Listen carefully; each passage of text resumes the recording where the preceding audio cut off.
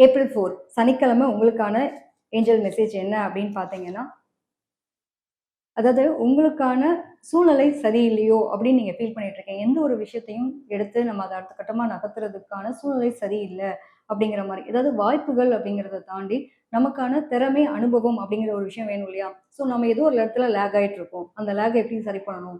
நான் ஏதோ இடத்துல எனக்கு ஒரு மிஸ்டேக்ஸா இருக்கு. ஸோ அந்த மிஸ்டேக்ஸ் எப்படி நம்ம இம்ப்ரூவ் பண்ணலாம்? அப்படின்ற மாரியும், ஸோ வாய்ப்புகள் அதாவது அனுபவங்களா உங்களுக்கு இருக்கக்கூடிய ஒரு காலகட்டமா இருக்கு. இன்றைய நாள் வந்து பார்த்தீங்க அப்படின்னா, உங்களுக்கு இன்னும் உங்களோட செய்யக்கூடிய வேலையில கொஞ்சம் எஃபோர்ட்டிவ் வேணும்.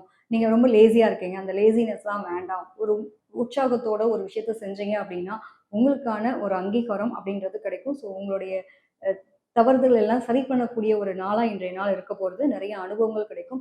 நெறைய திட்டுறாங்க, மனசு கஷ்டமா இருக்கு அப்படின்றத தாண்டி, நம்ம எதுக்காக இந்த இடத்துல இப்படி நம்ம ஒரு கவலைக்கு ஆளாகுறோம் அப்படின்றத தெரிஞ்சுக்கிட்டீங்கன்னா, ரொம்ப நல்லாருக்கும் அப்படின்ற மாரி இருக்கு.